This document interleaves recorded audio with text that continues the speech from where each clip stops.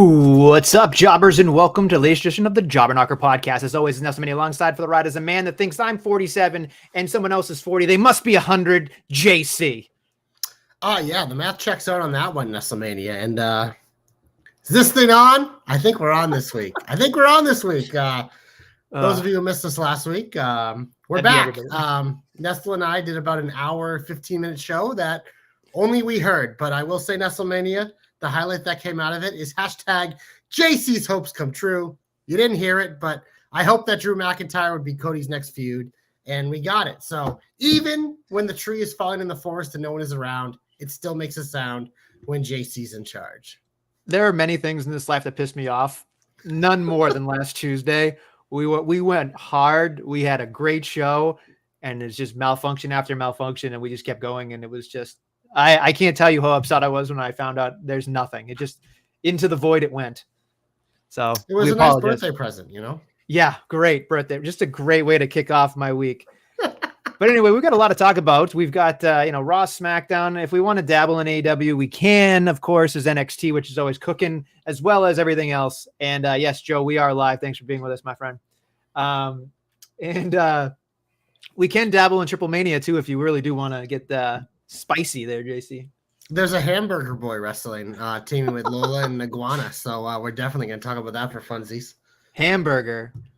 His name is Nino Hamburguesa.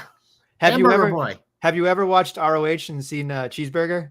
I did see Cheeseburger back in the day. Yeah, is he still there? That's a good question. That might be a Joe question. Yeah, way back. I remember Cheeseburger. So back when Adam Cole was in Ring of Honor, baby.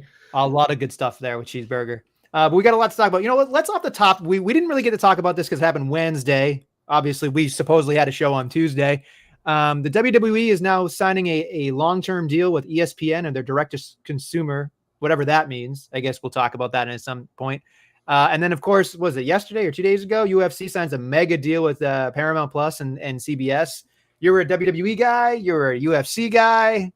I'm curious your thoughts on this whole shebang. So the most recent one, the UFC one, that is a huge win for fans because pretty much how it's laid out when on ESPN is you're paying $70 for a pay-per-view when you're already paying for a subscription. They do 13 pay-per-views a year. So I think it comes out to if you buy them all, it's $1,300. Right now, you can get Paramount Plus for $8 a month. So I would say 8 times 12 Nestlemania is a lot less than $1,300. So that is, I think, a huge win. That's something that they clearly were focused on with UFC is making it more affordable for their fans. When you look at the other leg here, WWE, it remains to be seen if they've made it more affordable or not. What I do know, the little bit of insight that I do have in terms of like cable and YouTube TV and stuff, the way these things work is WWE has to negotiate with every single cable company and every single type of YouTube TV separately to come to an agreement. 99% of the time, all of them get there. A lot of these happen at the last minute. This happens whenever NFL Networks contracts used to come up with Red Zone. It always comes down to the wire. I see with like where I work, the regionals, there's stuff. So it does seem like if you have cable or YouTube TV and you subscribe to any of those, you should be getting this feature in WWE as an add-on, as for free. It should be part of it. But from what I understand, the $30 a month thing is if you don't have cable, you don't have anything else, but you want all the ESPN properties, you can pay $30 a month for just that instead of having a streamer or cable bill. So we'll see as it continues to come out, but that's kind of the insight I have towards it. Hey, look, WWE wants to be mainstream. You make the joke all the time. Triple H wants to be Dana White. We've already seen it. They try to get on ESPN, on SportsCenter, on First Take, and do all these things because they want WWE to be part of this social culture. So going to ESPN makes a lot of sense. That's what they want. So we'll see in the long run. But yeah, no, it's like whereas a wrestling fan, you're paying for Netflix. You're paying for Peacock, at least in the short term. You're going to have to pay for this ESPN thing, however it is. If you want to watch NXT, you have to watch CW. You need some sort of cable or something to watch your SmackDown on USA. So it is everywhere, and it is expensive overall, though, that's for damn sure. So I am curious because it's very murky. I like the UFC deal because it's very cut and dry for me as a fan. I can go, hey, if I want to see it, $8.99 or $8 a month, I'm in, right? this whole direct to consumer thing, I'm just curious how it lays out, because I have YouTube TV. I've seen things say yes, YouTube TV, and then I've seen other things say no, YouTube TV. You will have it. I'm just concerned because from my point of view, being on YouTube TV, just as a regular television watcher, I got it because I was, I have children, of course, there's other things, but my wife wants to watch certain things. I want to watch certain things. And then YouTube TV is great for DVRing and other things. But the one thing I had it for was for Raw and SmackDown, obviously now just SmackDown. And my thought is I can't afford $30 a month. You know what I mean? So it's like, that's going to be a weird setup for people who are like, I am curious to see the price gouging, because it feels like you can claim that you're part of the worldwide leader, and and to be fair, what we're going to call it on the carpet here, ESPN was taking a dip, right? They were taking some hits, and they needed a win here. They needed a big win, big time, and they got the WWE here. So the other thing a lot of people are not talking about yet is Hulu part of this? Exactly what Joe was just saying. So you know what's happening with Hulu in the next month? That and Disney Plus are merging. They're going to be one entity. So whatever your setup is on Hulu, they've already kind of have it, because you can already watch things on Hulu on Disney. It's already like kind of there, but they're literally, the Hulu app, I'm assuming, is just going to be gone. It's just going to be Disney Plus, and Hulu will be part of that. So whatever your setup is on Hulu, I'm assuming will be the same as that. There's also those two are owned by ESPN. They're all the same company. They're all like Disney, ABC, all that. So there's definitely packages out there. I know my sister has like the triple threat where you get like, I think actually it's like Apple TV is thrown in with those or something, but yeah, no, ESPN and Disney are very linked. So whatever your Hulu setup is will just roll right into Disney Plus. And I'm sure, like I said, like the problem when you get something like this, like WWE legitimately has to negotiate their rights with everyone. So you'll see some will come in. None of them have clearly been worked out yet. That's not how it works, because it was just agreed to. That's why there's the unclarity with YouTube TV and all this and that. But like I said, 99.9% of the time, these things get done because there's a reason on both sides to get it done. But it's also going to be them trying to out leverage each other. And, once the first domino falls, then there'll be like a price line set for these deals. But it's going to be interesting, because ESPN's kind of getting a monopoly with a lot of this stuff, because as we know, they bought up NFL Network as well. They have the rights to Red Zone. So they're definitely trying to make their platform appealing. But you as a YouTube TV person or whatever should be fine. The Hulu thing will be interesting because it's merging in, but I don't know if you'll have to also have an ESPN type of subscription with it. But it's more details will come out. This obviously isn't happening right away. We have a lot of time before this launches, but yeah, there's going to be like some scary moments where they're going to like be threatening, like, oh, this deal isn't going to get done. But like I said, like if we're in the Boston market, there was this big thing going on with a competitor where I work, Nestlin, where it actually did kind of fall apart, and they actually launched their own thing, but it's more often than not, these things get worked out. But yeah, no, it's definitely going to be an expensive endeavor to be a wrestling fan, because they're already across all these different types of streamers. And so you're going to need some sort of way if you want to watch everything. Like you're going to have Netflix. You're going to have some way to watch USA. Now you're going to have to be part of this. And then if you want to watch NXT, and then never mind if you're watching AEW too, and you don't have cable or Max or whatever. So yeah, it's definitely messy to be a wrestling fan, Nestlemania. That's for sure. It's exhausting is what it is. Yeah. But try having a podcast, right? Everyone wanted to get rid of cable, and this is what you get. You get all these streamers where you're going to be, if you want everything, you're going to be paying more than you were before. But it's just the way it is, man, because these companies are all trying to survive too in this digital world, and this is how they do it.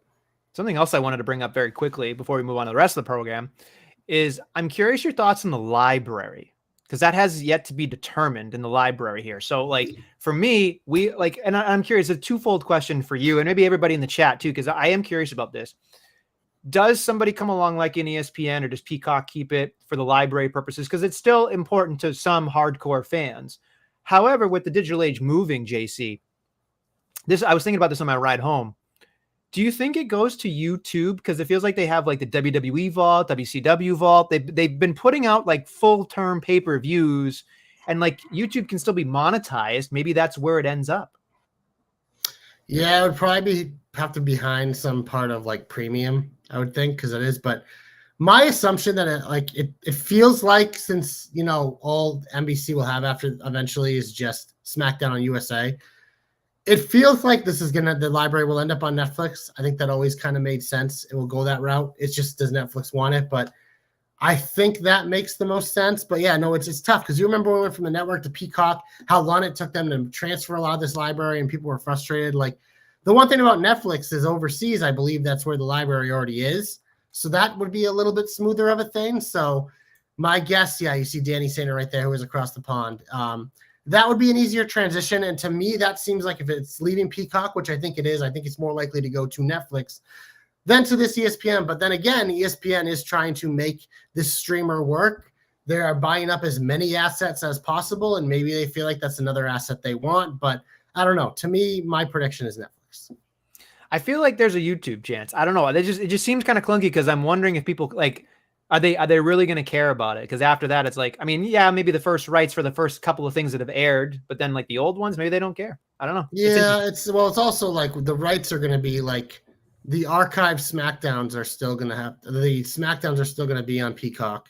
The old Raws are still going to be on Netflix, and ESPN will start to accumulate these old PLEs. So it's really just like the library, like you said, that already happened. So yeah, maybe YouTube. I just think that they'd make a lot more money selling it to a streamer, having that rights deal than just putting it on YouTube. Like, yeah, sure, they can monetize it, but I mean, it's just like they can sell this for a pretty penny because a lot of people just watch old wrestling like all the time. So yeah, I don't know. It will be interesting, but it's like these rights deals, man, it's crazy. But yeah, it's pretty much if you're a wrestling and UFC fan like I am, you're going to need them all. And I mean, I luckily already have Paramount Plus. So it is cheap. I'm curious to see if it does a little. I know they've had live event stuff. They do a lot of soccer. I don't know if you know what Champions League is, but they've had that. So I've always watched that on there when I watch that. But it isn't the most reliable streamer, so that worries me a little bit. Sometimes when I go to watch a show, it fucking buffers forever or whatever. But it will be interesting. But ESPN, like I've been watching UFC and golf and hockey and college sports on there forever, and it's a lot smoother than Peacock is. So in terms of PLE stuff, I think it'll be great quality. That's for damn sure. Fair enough. Anything else you want to talk about, or you want to move on? Do we want to talk about Karrion Kross at all? Yeah, I mean, is it a work? Is it a shoot? I'm curious because for me, here's my line of logic. With Karrion Kross and Scarlett, it seems like they were getting to a point where they were getting the crowd behind them. People were chanting for them. We want Kross. We want Kross. Even Paul Heyman on Ariel Helwani's podcast said, he reminds him of Stone Cold Steve Austin, all that stuff. Then magically, I know you can say what you want about that. Magically, the day that his contract is up, he is no longer part of the WWE family. So that's what they're being told. However, I call bullshit because how can he have a hour and some odd documentary with music editing of the whole thing done in the can the day he's been told he's released? Very easily. I just think that's a little on the nose. I just think that's a little too much on the nose for me. That's all. I definitely think this could absolutely be part of a plan to bring him back. But what I actually think is that, because I think we've seen it with WWE, it's like they're like, you know what? We're going to let your contract expire. We gave you an offer, which it seems like they did. He didn't like it. He wanted more. And they said, you know what? Go out, do your thing for a while.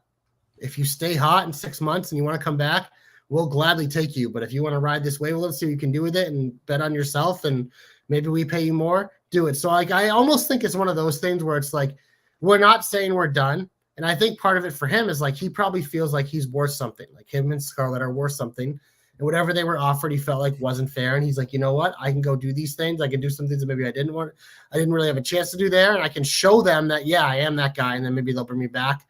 So I almost lean that route, but I could definitely see it being a work. But it is, I mean, in this world, it's very easy to there's so many production companies out there and people you can hire that can do this. And it's one of those things he could have been doing on the side for a long time. So to have it ready, whether it was WWE done or privately done, kudos to him for being ready. He's going to actually we're recording Tuesday night. On Wednesday, he's going to be live on with Helwani. So I'm sure we'll get a little more stuff there. But yeah, I think you're absolutely right. It could be a work, but it will be interesting because I like this Karrion Kross run. I mean, you've heard me have several hopes in this program for him to fucking beat Sami Zayn and for them to pull the trigger on him, and they haven't. But it's interesting with him because my worry is that I think he's just this popular right now because this is happening. And the minute it ends, it's over. That's pretty much what happened with R-Truth. And R-Truth has a lot more cachet and whatever than Karrion Kross did. But Nestlemania, literally the week after he was re-signed, what has anything happened with him since? Absolutely nothing. He went back to the fucking goofy gimmick when he had a thing with Cena, just like him and Cena both just flipped. So it's just like they gave up on that Ron Killings thing where he shaved his head, and it's just because they realized like, yeah, this ain't it. So it's one of those things. I think that fans kind of like ruin their chances here with these types of guys with the R-Truth scenario. So I think WWE is willing to be more patient in these situations. But yeah, it'll certainly be interesting. I'm curious, like you guys pop up in the chat. And also, like Nestlemania, our boy Guthrie has been the biggest Karrion Kross guy for years. I haven't heard from him in a long time. So Guthrie, if you're listening, I would love to hear your thoughts on Karrion Kross, bro. Reach out because this is your boy, man. There's a lot of chatter in the chat here about a lot of things saying that Deborah is head and shoulders. I'm sorry, Deborah is minor league compared to Scarlett. Obviously, somebody said there that that's the only exception. Some people are saying they've got their pro wrestling tees merch already up. That's not hard to do. Joe's starting shit saying the company pumps in noise. They can mute noise. I don't know about that. It's weird to me because I was actually very upset about the Truth and John Cena bit on Friday night because it just made me feel like what a fucking waste. What a fucking waste of everything. It's like we're going as if everything didn't exist the last however many months.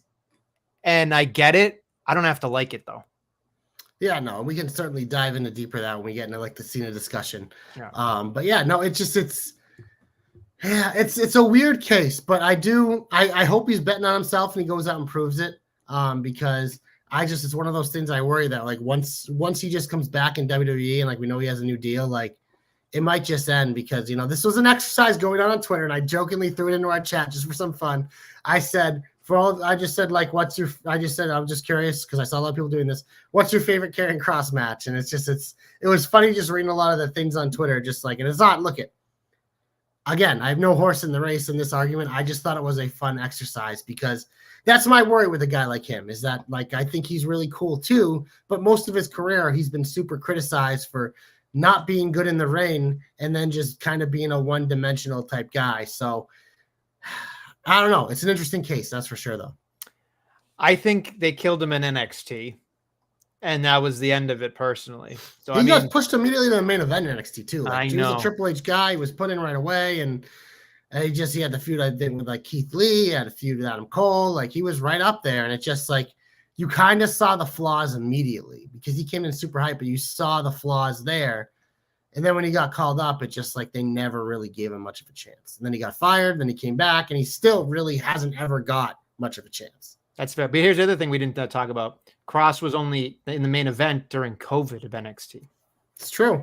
So the fans really didn't get behind him there either. And then he but they wouldn't have in that situation. He was the heel. No, I understand. But even then you get some response. I didn't think that was much. But anyway, you know, Danny's making fun of me. Is Guthrie taking over for the Nestle curse, Zoe long-term injury, and Kross release? Who's next? That is true. I wouldn't do that to our boy Guthrie. I think no one deserves that. But nobody wants Kross versus Moose in Impact. Stop it, Joe. Just stop. You're ridiculous. Moose is Moose. All right. It is what it is. Anyway, you want to get part of the regular part of the show now? Now we've talked for 20 minutes about this. Yeah, sure. Always in the shine, Nestlemania. Where do I want to start this week? You know what? Fuck it. Roxanne versus Io. Boehner. Match of the week. The opposite of a meat match because they're literally two of the smaller girls on the roster. But this was an absolute Boehner. It obviously happened because there's something going on with Naomi that we're not sure of. So Roxanne filled in. Both these girls can go. I think they're two of the best women's wrestlers on the planet, probably two of the best wrestlers on the planet. And you know what? Nestlemania, Roxanne won the match. Io was the number one contender. So I think Roxanne should be the number one contender. Just saying. I have a theory that there's nothing wrong. Theory? Yeah, an Austin theory. A-Town down. And or A-Nest down. Let that one sink in. Anyway, I'm thinking there's nothing wrong with Naomi. And they're like, yeah, let's put Roxy in this match so it can be a triple threat. Io, Roxy, and of course, Naomi. So that she's got the care at Paris too. I know, but they're not even like I just feel like they're just mixing it up here. I don't know. I just feel like they're just doing it in a way that but that's what concerns me a little bit with the Naomi thing because they started to lean into it last week. They were gonna do this, probably to get Naomi a win. but like they had Stephanie doing the promo last week. They had Naomi and Stephanie interacting. It felt like after this match, we were going to be full bore ahead.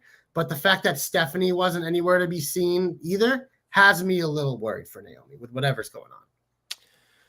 Well, Naomi was doing God's work, so I kind of hope she gets her chance because she's been fantastic. And I don't know, I feel like Stephanie Vaquera doesn't have the momentum yet. Yeah, but all they have to do is put her on TV and let her shucky ducky quack quack there, and that I don't disagree. No, they've definitely barely fucking used her the last 2 months. It's weird. It's very weird. I don't understand it, but it is what it is. I mean, it was a great match. I'm surprised that the Kabuki Warriors got involved, and there was a heated exchange backstage as well, which is kind of like, I'm excited to see where that goes as well, because we've been talking about how the tag team division and the women's division hasn't been, great. We've got this great tag team now, so we're hoping that they have people to kind of feed them. But I don't know. We'll see what happens.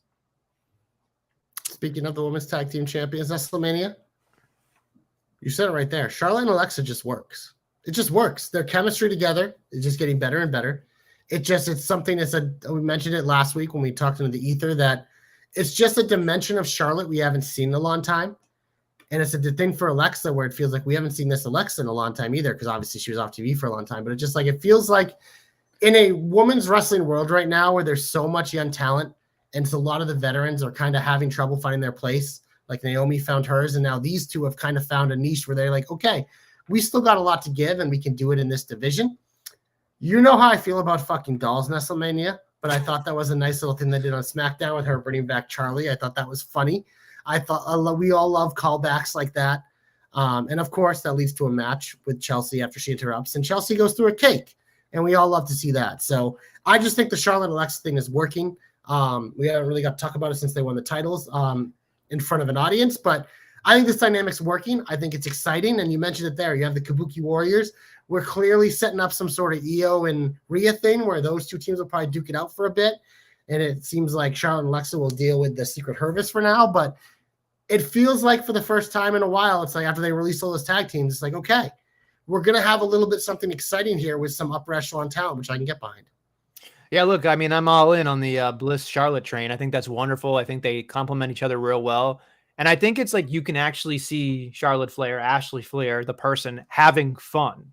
I think you can see her enjoying the moments. And like, it's weird to me when people think like, oh, Charlotte the Shoveler. We joked about that on the podcast a lot. But I think as a person, like, I think she just accepts the fact that she's supposed to be in the title hunt all the time. But it's just nice to see her like doing the tag team division for a while, because she's had some good tag team. I think she won with Asuka for a bit, for like a quick sec. Yeah, it was like a month.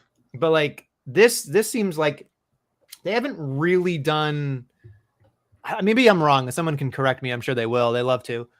Like an upper echelon woman, like the women's tag team, like the hodgepodge tag team that have been champions. I don't know. I feel like that's work. It depends what you consider. Like with merchandise, Bianca and Jade, Nia and Shayna. Like it depends what you consider. Maybe obviously became tag teams, but they didn't start. They were thrown together at first. So sure, but I just mean like headliner to, both of them are headliners. You know what I mean? Like that's the way I look at it. And I think this is the first time where it's like, this is what WWE does. They don't care about real tag teams. They care about putting two, hodgepodges together and then having a team. So, well, it started with Bayley and Sasha, who are two headliners. So that's fair. I'll buy that. I'll buy that. Anything else that you thought was positive? You know what? Let's just stick with the ladies' night Nestlemania, because we had a match on Monday Night Raw between Becky Lynch and Maxine Dupree. Mm-hmm. And I think both women deserve a round of applause here. Maxine been working her ass off, did a great job. And Nestlemania, Becky Lynch, she fucking brought it for a girl, and this is a very enjoyable match. So this is something that I really didn't see. Like we kind of talked about this last week in the ether. I think we should just have that as a shirt, last week in the ether. But when I was watching it, like, okay, Maxine is very limited in what she's doing, but she's doing a good job. She has great facial expression. She's a pretty decent actress. So I like that point. Obviously, there's something that Becky sees in, Maxine. So that's fun. And she wanted to use it. But there was a point in which this match where she was just beating the shit out of her.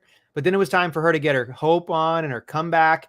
And she being Becky, really laid out for Maxine and really let her show her stuff, and showing how she's improved, and probably hanging out with Natty is, through osmosis, getting better as a wrestler. So I was very surprised. And we joke about this, mostly me on the podcast, about Becky Lynch, but this was a week where you saw a selfless, not a selfish person. Because last week she was we talked about this, by the way, Uncle Bully said the same thing I did. So I guess two peas in a pod about the Cena line from Bella, but nowhere to be found was Bella this week, was she? No, we just had the Maxine thing. So I don't know. I just, I'm glad to see Becky putting on her selfless, suit this past week, and doing a good service for somebody that probably needed it, because she's probably on the chopping block now. It feels like, what are they going to do with her? Keep putting her with Tozawa? Because Otis is gone too. I mean, there's a reason why they have her paired with Natty, just so they can have them as a tag team. I don't think that's the Maxine someone they're cutting bait on, because I think there's an appeal with her. But you never know with contract situations if it comes up. But and her boyfriend's one of the leaders for LFG right now. So, but her husband maybe, I don't even know. But I don't know. Yeah, no, I don't think she's on the chopping block, because she probably hasn't make enough to be on the chopping block with what she brings. So, but yeah, no, I thought this was a nice showing for her, and I thought overall on Monday it was a good night for the ladies. All right. Anything else that got you in the positive? So everything else I have are I have pieces of things that I liked and pieces I think I didn't like. So I'm curious if you had more showing this week.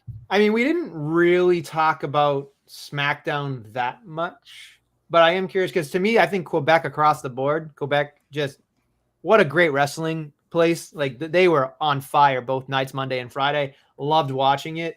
I will say there's a lot that we've already talked about, really, but there's one thing that I thought was really, really, really interesting. We talked about it, but we didn't really talk about it. And this is probably a good time to teeter-totter from, shine to heat, is the John Cena stuff. Mm-hmm.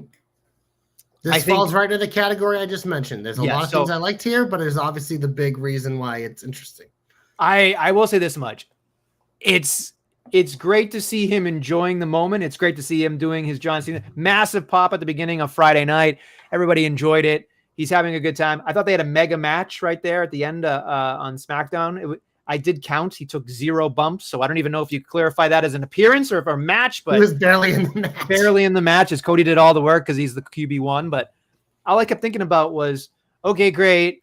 And then Cody does the work. Obviously, the McIntyre thing that you predicted happened, which was great. So I really loved a lot of aspects of that. The truth thing really bothered me. The fact that we're just ignoring everything. The Logan Paul thing. Brock Lesnar's not part of Paris. It seems like was going to be. No, I know. It just feels like, what are we doing? I don't know. So the reason why I said this is mixed for me, this would probably I thought about leading the show with this, but the glaring hole of the execution is just so poor. But let's be real. This is where we're supposed to be at this point. Cena as a full-fledged babyface. Always said the plan should be after SummerSlam. When you do part 2 with Cody, you wrap it up and you find a way to make him a babyface again. So these last few months, we can have the true Cena tour. The title's behind him, and you can just focus on stuff. The Brock Lesnar thing's perfect because he's a heel. I think the Logan Paul thing's also perfect because it's another hateable heel. He's clearly someone John wanted to work with. It's a nice little fill-in where Brock either shows up in Paris or shows up the week after Paris. It's also probably a way to get Cena a nice little win here because Logan doesn't care. He's in the room with John Cena. But obviously, this is the chunkiest fucking thing I've ever seen in my life because they clearly made this decision to do one of the coolest moments in wrestling history. And they did not have a good plan about how to reverse it later in the year. Whether it they didn't think ahead or whatever they came up with, they decided didn't work. They fucking had no fucking idea how to do this. And we talked about it last week when we watched the SummerSlam match of they just kind of did it where it's just oh, yeah, I want you got him, and it's just there it is. But it's clunky as fuck, which is why it's hard. But it's this is where we're supposed to be. So I personally can look past it and be you know what? This is it for John Cena. I'm going to enjoy the ride. I'm going to enjoy Logan Paul feud. I think it'll be fun.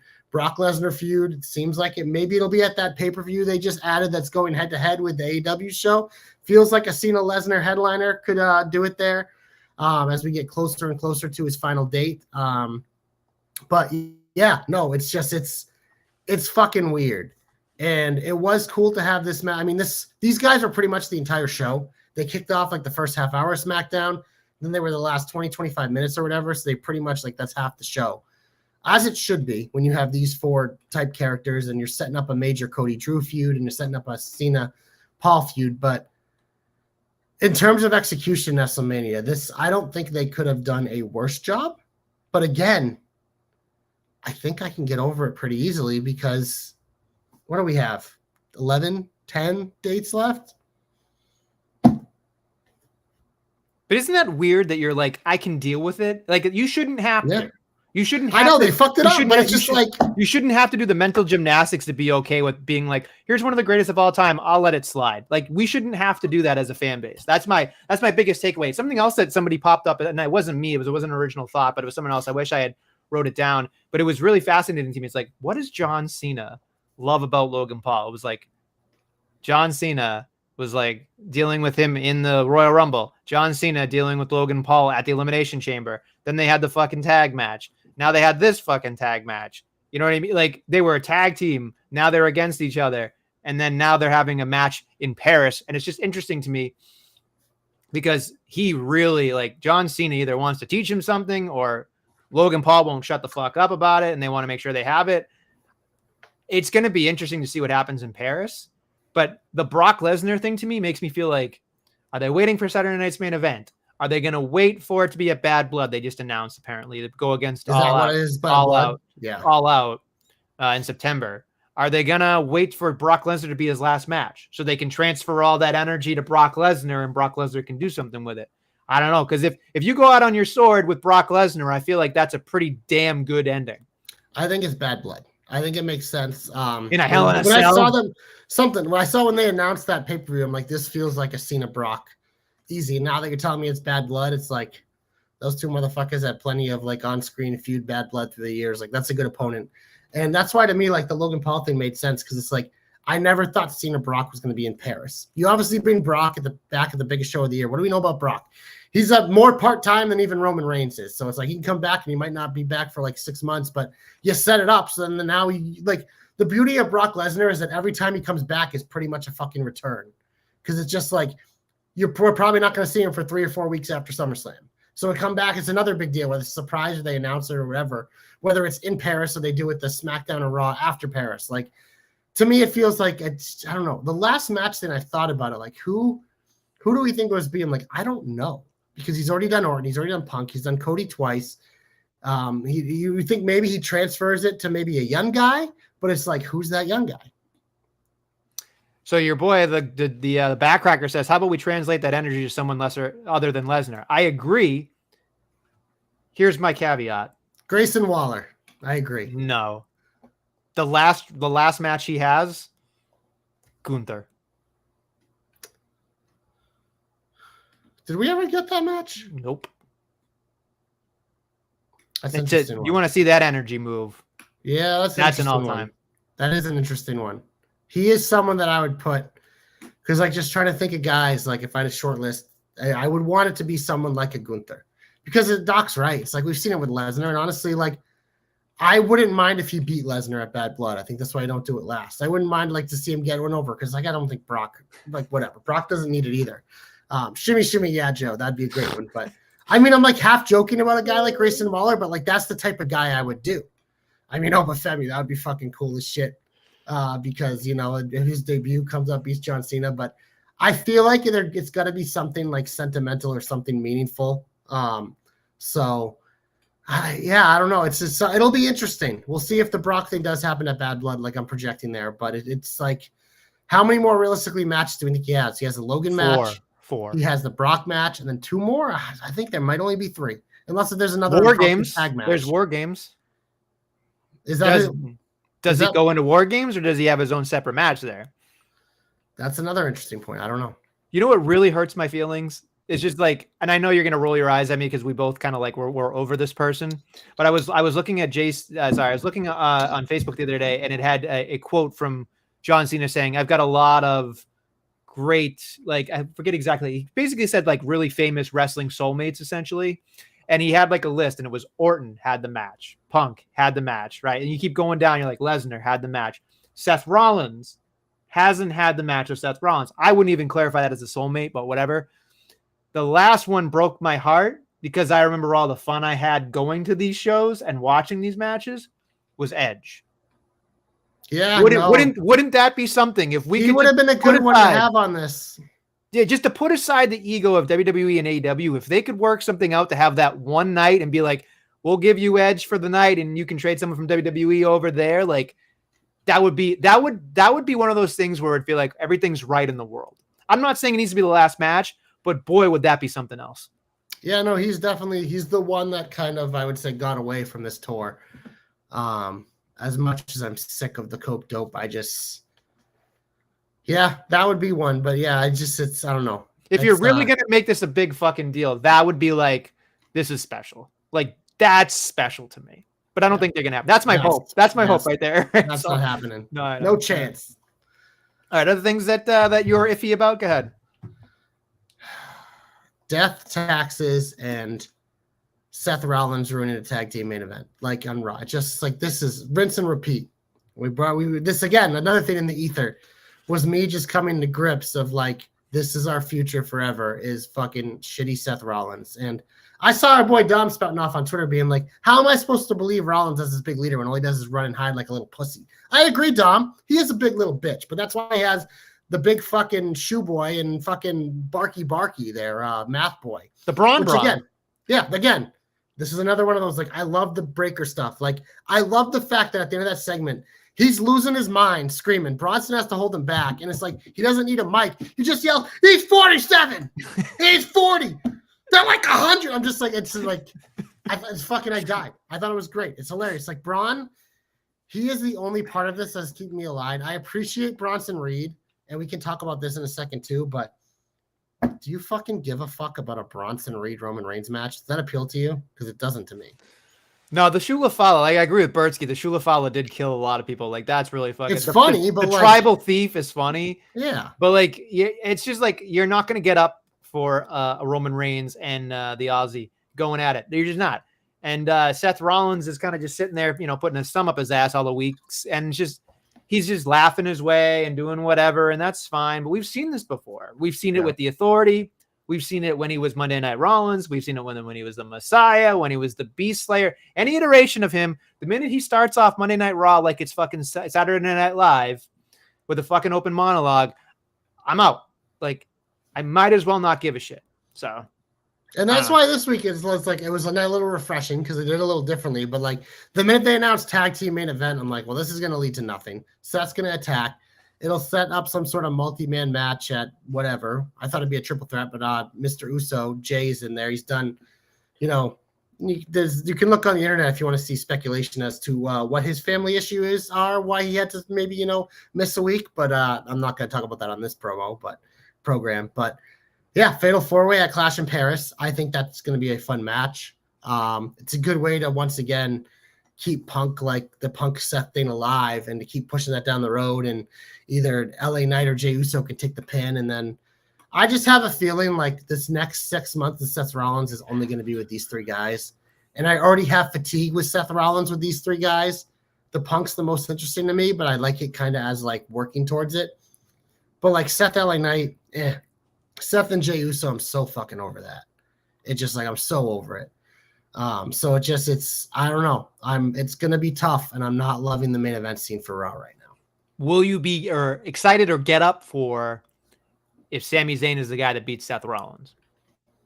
Yeah, but that's way down the line. Okay. Right now, I'm have Sami fatigue as well. Here's another part we can transition right into this in the heat. Every single week, Michael Cole goes out of his way to see Sami Zayn in pursuit of this world title. We get the cool. So I really like the stuff on SmackDown. I love the surprise of him coming out and challenging Solo. I thought that was fun. He beat Solo. It was a non-title match.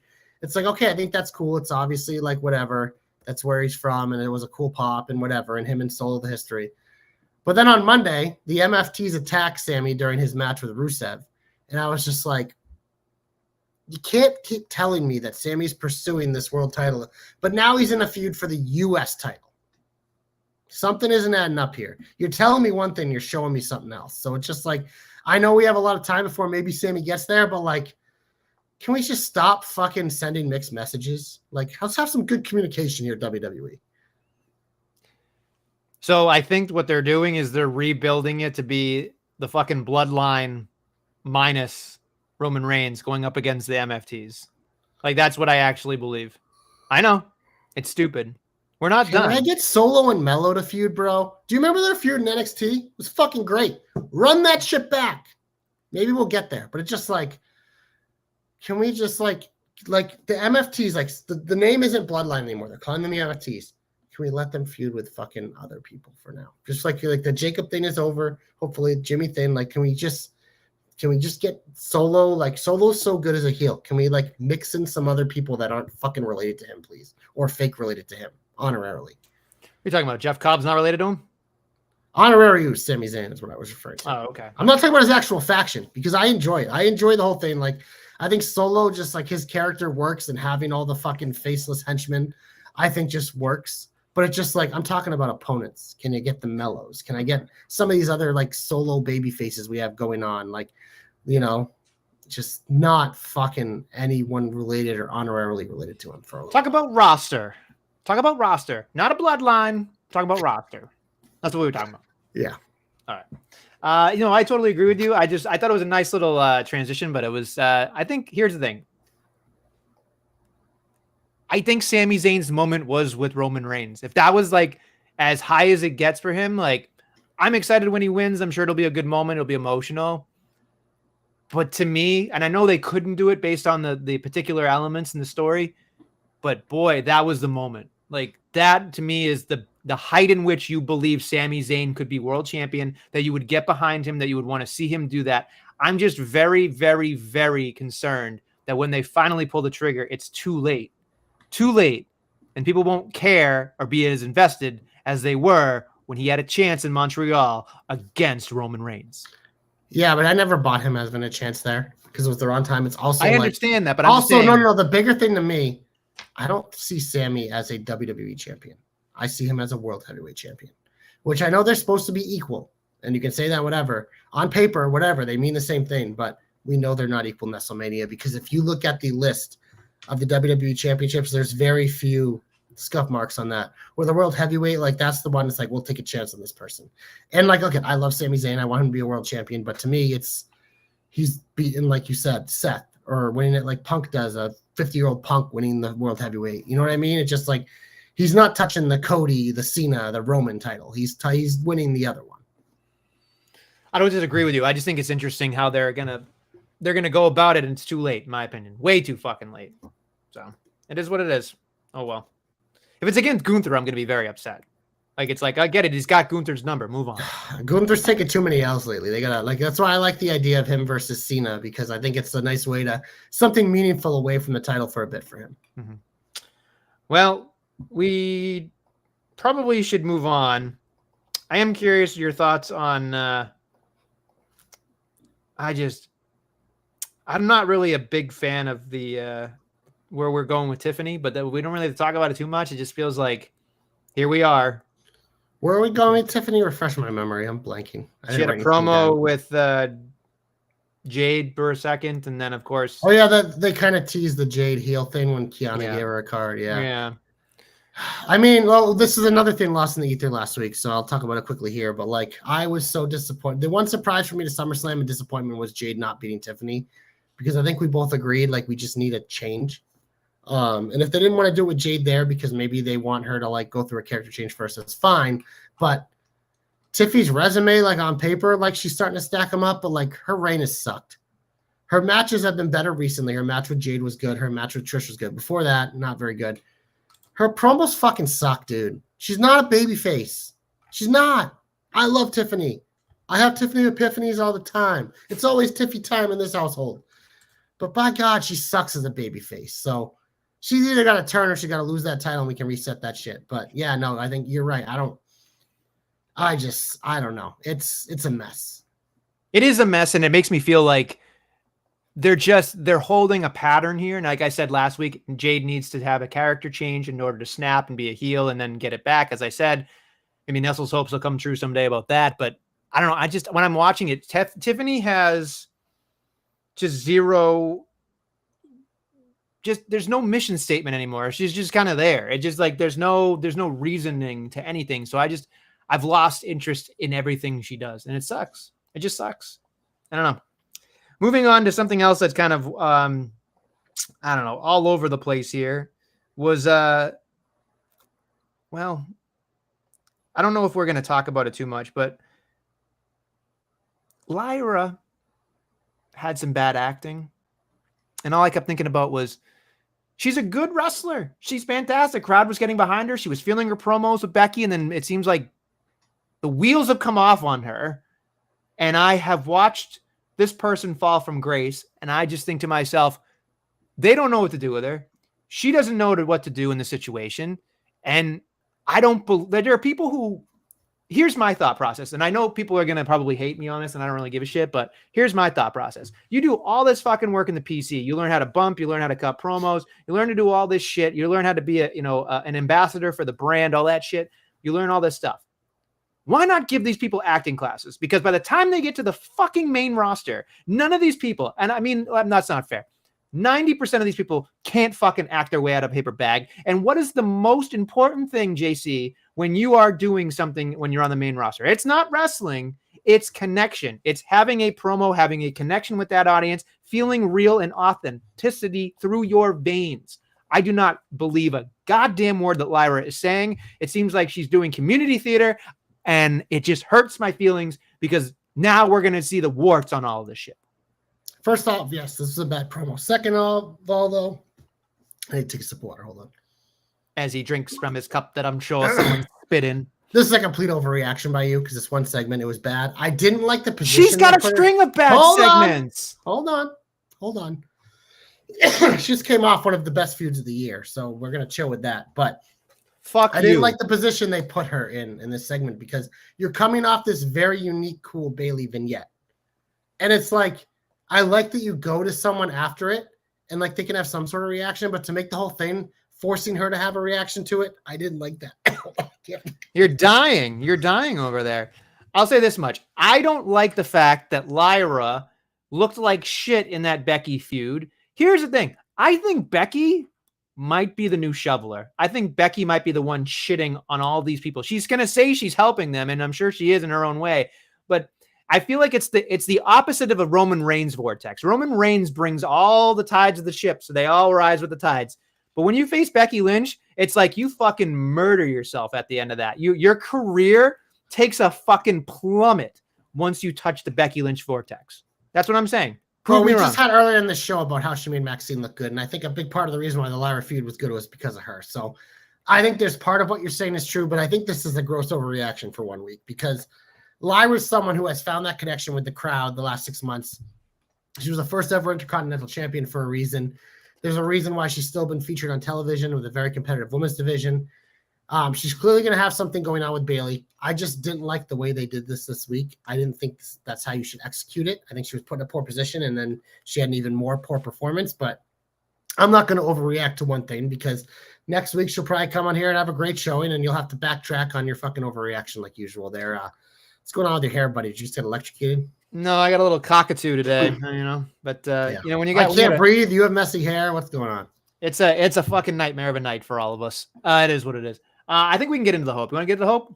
Glorious. You're my only hope. We talked about it. We dust upon it a little bit here, and I'm gonna just lay out for a second. When I saw the backstage promo with Kiana James handing Jade a card, and of course Julia looking like she was just By the way, Julia, I don't know if you watched this promo very, very closely like I did, but man, Julia did like something that you should never do. She like turned to the camera and looked at it, and then like walked away, and I was just like, what are you doing, you goof? But anyway, it sparked an idea in my head. Kiana James, whatever you want to call her name, I think she should have a stable of women, like actual, like legit women. And I think you get the centerpiece of Jade. You can have Julia Gulia with the United States Championship. Maybe someday she can have maybe the Kabuki Warriors in there, right? Getting part of that. You could have, and then her, of course, being the wrestler / manager could be very interesting. And I think I'm hopeful because we haven't had a lot of success when it comes to the women's trios or women's factions. And I think Kiana James does a good job as a mouthpiece. And, not that Jade needs one, but I think having another women's faction would be very important going forward for the healthy division that we've got going for the next, I think the next decade anyway. Yeah, I like the idea of a faction. I'm high on Kiana James. She was someone that when I watched her in NXT, I'm like, this is a gimmick that's going to work way better in the main roster than it does here. And I think we're going to see that. Obviously, she's missed a year and a half with an injury and then got little enhancements going on there to up her lawyer game because, that's what I always look for in lawyers. How many lawyers are you talking to? I don't know. But I see Danny saying in the chat, Nestle, I think you just need to watch, or Joe said in the chat, you need to watch more Julia because your Julia shaming just continues. And it's just because I don't think you're familiar with the stud Italian Japanese woman. So she's a stud. Leave Julia alone. Her and Kiana are a great pairing. I would love Jade to be part of the mix. I agree. I think it's a great way to bring Kiana in and have her because I think her strength is these types of things. And we've already seen it pay off a little bit for Julia. Jade obviously doesn't really need that. But I think when you're someone like Jade, who's a powerful bad bitch, like having a little bit of representation always can help. So, I agree with your hope. I don't agree with your Julia shaming as usual. But, what do I come to expect from Red Rooster over here? Also, can I say this much? That what worked best for Jade? Having smart Mark Sterling as representation. I agree. So maybe there's some connective tissue there as well. And Kiana James is a lot more good-looking and better at wrestling than Mark Sterling. Oof. You know what? I would say better looking, sure. Not a better wrestler. That's Mark Sterling wasn't trained by the Perfect 10, so. Yeah, that's true. That's true. That's why I became a Kiana James guy, because I saw that. And then I just enjoy her work now. So I'm happy that she's getting her chance here. Okay, fine. Let's move on. Ready for my hope, Nestlemania? Sure. Did you think we're going to be talking about AAA to end the show today for funsies and their main event, if you haven't heard, which I don't know how you could without watching WWE programming, is a four-way match for the Mega Championship. The Hijo Vikino dude defends against Dom, Dragon Lee, and El Grande Americano. So I'm going to pick a winner, Nestlemania. And I think it might actually happen. I think that Dragon Lee should. Nope. Dirty Dom Mysterio. Let's do Dommy 2 belts here. Why not? AAA would love this. You saw the reaction when he went down there for the first time. That place went absolutely bonkers. I actually think it would be fun if El Grande won this title too, so I'd be happy with that. But for my whole purposes, I'm going to do it to Dom because Dom's one of my favorite wrestlers. He has been for a while, ever since his character changed. It's just like he's consistently good no matter what he does. And he just like I would love to see him kind of continue to get decorated here. For that promotion and this partnership, I think it would be fucking huge. Because it's just like having a guy like him and he'd have the 2 belts going on here and everything. So that's my hope, plain and simple, Nestlemania, is that Dominic Mysterio becomes the new AAA Mega Champion. We saw him and El Grande kind of working together there on Raw, and Dom, put the little El Grande thing in his mask and did the headbutt to beat AJ or help beat AJ in that tag match. So I will certainly be paying attention to this main event on, what is this, Saturday? I believe so, yes. Yeah, I'll be paying attention to this main event. And I do hope him or El Grande wins, but I'm hoping it's Dom. Hashtag JC knows. Hashtag JC's hopes come true. We're on a heater. Let's keep it going. Nestle probably hates Mexico, too. Well, first off, Grammar Trolls. He hates the LWO. So. Actually, it's TOO there, Daniel. Just if I got to keep my boy, the Joe Stopper, happy there. But listen.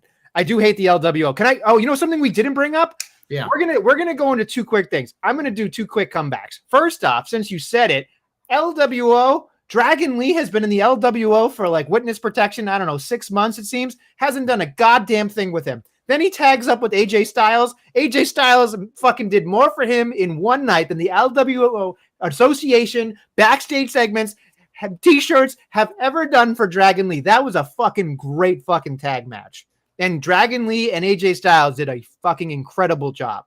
Absolutely incredible job. I would have given them my comeback. I would have given Dragon Lee my comeback. I'm also going to give my comeback to the Bayley package because I was very interested in this.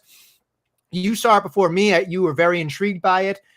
We were talking about this, about Bayley was not on WrestleMania. She was not on SummerSlam. Of course, the good soldier comment comes from Triple H at a press conference. And then, nothing really happens here. Becky's supposed to lose, maybe kind of, but no, she doesn't. And Bayley gets that, weird ass pin at was it Saturday night's main event or whatever the pay-per-view was, at Money in the Bank, maybe. I can't remember, but man, Bayley's been kind of on a downward spiral. We've been talking about the heel turn probably being better for her. I thought this was a great package. I hope they keep her away from anything Wyatt related when it comes to this loose cannon laughter thing at the end here. That was my only nervousness of it. But I feel like if she can be unhinged, maybe she draws her makeup on like a Luna Vachon. That'd be fun. Maybe just something a little Joker-ish would be great. Just something. But I think here's what we talked about. We've talked about this for months. I've been beating this drum forever. She's a talented human being. She needs something new. I think this is the time to do it. And there's going to only get harder spots to fill here with the Julia's going to eventually, you know, like you said, become a big star. Obviously, Stephanie Vicaire. Talk about all the women in NXT. Those women are ready to fucking go, and they're all going to be stars. So Bayley's going to end up having to take a back seat. And the only way she's going to be on television is if she has a type of character like a Naomi that you cannot deny. And honestly, you can deny Bayley up until this point. So I am very excited about this. I'm curious about the maniacal laugh. If there's a two-face thing they got going on, a Luna Vachon, my mind is spinning. It's exciting.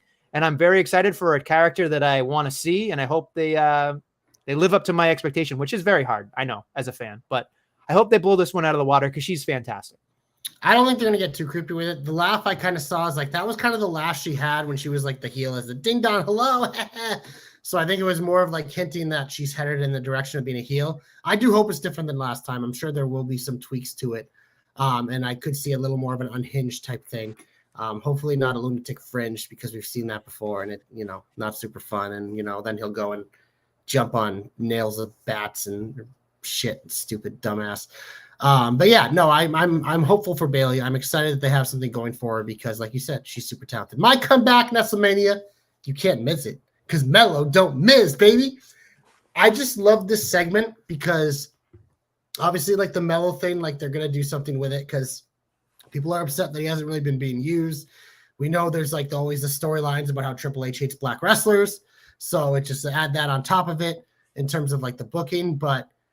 I love the dynamic because Mello called Miz on the carpet for being like, you just kind of abandoned me. You do this because Miz has kind of been off TV for a couple months. He's been launching the Miz golf thing on YouTube, which has been very successful for him as part of the WWE thing. That's why I laugh whenever people thought he was going to be gone. It's like they're literally launching new things for him like all the time because he's the Miz. So I wouldn't worry about that. But I love that all this was just thrown on the carpet. I love that Miz said like, oh yeah, I already got us a tag match next week. Mello don't Miz, baby. And then we find out immediately after that he hadn't even talked to Aldis yet. So we're already kind of setting it up. But I hope this kind of like tag team thing kind of goes on for a few weeks here. But obviously, like Miz is a good launching pad for any single superstar. So Mello going over Miz at some point is going to be the move. And then, like I said, I think Mello and Solo running that back. I think Mello's the guy that could beat a Solo and get his first, like kind of running the mid card there. I do think long term, there's more money in Mello as a heel, but we've already seen the momentum, people clamoring for him. You can run Mello as a babyface right now. I think it'll work. So that's my comeback is Mello don't Miz because I'm excited. It's something on SmackDown I can bite my teeth into and enjoy every week. I've missed it when it's been gone, so I'm happy they're back.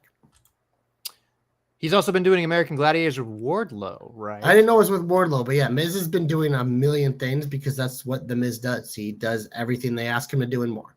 Isn't Wardlow like the quintessential American Gladiator? Like you just look at him and that dude's a fucking stud. You know what, Nestlemania? And here's a bonus hope because we talk about all the time. There's no one for Obafemi to fight. At some point, I want fucking Wardlow to just fucking walk out. Oh boy. I'm wearing my meat shirt tonight too. I'm getting the meat sweats just thinking about it. Yeah, I mean, we all love Wardlow in this program, so hopefully he gets back to doing what he does best. So yeah, we'll see what happens. I think it's time for the big old finish, yeah? Big old finish WrestleMania on SmackDown. We have DIY versus the Street Profits. Might have Mello versus Don't Miz versus someone. Drew McIntyre speaks on his dirty deeds to Cody. I think McIntyre will have a nice little back and forth with Cody. I think they can both go war of words kind of thing. I think that'll be fun. Yeah, I'm excited. This is the feud I wanted. I think Paris makes sense. So I think the crowd will be fun over there with these two too. But I'm curious. I could see this being more than just a one pay-per-view feud too. Like maybe they do a rematch at Bad Blood or something like that. So I'm excited to bite my teeth into this because I think Drew's been waiting for this for a long time. He's been the good soldier. He's done amazing non-title feuds and then kind of flirting with the title and all these other things. And obviously the Punk and Rollins stuff was great. And then just like, even his stuff with Priest. So it's like, I think he's been waiting for this opportunity. And him and Cody, I think, have been a long time coming here. because they kind of have those parallel careers. So I think that feud's going to be super hot fire. Nestlemania on Raw. The only thing I think we have announced is Cero Miedo Penta versus Xavier Woods in his big hat. It'll be fun, but nobody will care. I care because it'll involve Grayson Waller. I enjoy Penta. And I want to see more of the New Day and Grayson Waller because I like what they're doing here. Okay, fair enough. We talked about this last week too, and it got lost in the ether. So it's true. That was one big fucking hat. Yeah, it was a big hat. It's like a coaster on his head. Do you want to talk about AAA Mania, or do you? Let's do it. I already mentioned the main event there, Nestlemania. Do you think Dom actually has a shot at winning here, or do you think it's El Hijo or El Grande maybe? I would be shocked if it's El Grande Americano. I would. Honestly, that'd be great. I'd pop for that. Who's the fourth one? Dragon Lee. Well, that's not fucking happening. He's just there to take the pinfall. I'm gonna go Viking, but I want Dom very badly. All right. The other matches of note, I'm really interested in this. A mixed trios match. I'd mentioned it off the top. Judgment Day, Finn Balor, JD McDonough, and Raquel Rodriguez. Roxanne will be there as well. Taking on Mr. Iguana, Nino Hamburguesa, and Lola Vice. I mean, I know at least the clips from this match will be fun because Lola and Iguana have been doing a lot of fun stuff together. And you just know the Judgment Day is always down to clown. And there's a fucking hamburger boy in this match. So this should be a lot of fun. I just love it. I love it. I'm a dragon shamer now. Thank you, Daniel. Appreciate that. You are a dragon shamer. I'm sure there's another dragon. I do love Ultimo Dragon because he was an actually good dragon. You know who's a dragon shamer? JC, the American dragon shamer. Yeah, because he's a fucking fraud dragon. He doesn't breathe fire. He breathes fucking dumbass fraud speak. There you go. That was good. That's good. Also on this card with a street fight for the AAA World Tag Team Championships, Los Garza, your boy Shimmy Shimmy Yajo, Berto and Angel are the champs. They're defending against Chuck Pagano and Psycho Clown. Football fans will get that reference. Oh, fucking A. Jesus Singles match Christ. for this Latin American Championship. I have no idea who El Messias is, but he's a champion. He's taking the other El Hijo de Dr. Wagner Jr. That name's just so long every time I read it. Wagner's a big deal over there. I'm going to pick Wagner. And then I didn't realize this until we saw it in Nestlemania. Natalia's on this card in a three-way match for the AAA Reina de Reinas Championship. Flammer, the champion, that's a real name, defends against Fabi Apache, also a real name, and Natalia. It ain't Natalia. I'll pick the incumbent champion. Lady Flammer. Yeah. Yeah. And then there's another match. It's called the Barda Cup Triple Mania 33 match. Participants TBA. So not much to say about that one. Okay. But maybe we'll have some more WWE people in it. Maybe all the other El Grandes will be in this. I was gonna say, is this like the El Grande the Giant Andre like Battle Royal? Like what is this? Yeah, I don't know. That'll be interesting. Do you want to go to AEW real quick before you have a good laugh? You can steer this ship. All right, here we go. This is fun times for everybody. We're having a shoot fest, a face-to-face as Hangman and MJF have a shoot off there. That'll be fun. I think that'll be good quality television for whatever it is. Don't hate it. We got Cope versus Stoke. That's a real thing. Yeah, I don't know why this is happening. Because he can't touch FTR. That's a whole thing. So we're gonna. Who is this for? Nobody. We got Moxley versus Kevin Knight, which to me is just like what. You know, he fought Speedball. He's back to just booking his opponents because he's not champion anymore. So, and that's pretty much all the new toys. That's all that's really kind of set up here. I'm sure that Joe could pipe in and say something. I'm sure Kyle Fletcher will be on the program, the TNT champion.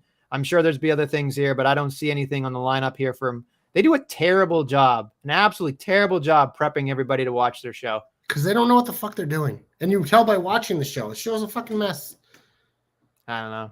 It's sad, Nestlemania, because there's still so many things that I could enjoy that they just make unenjoyable.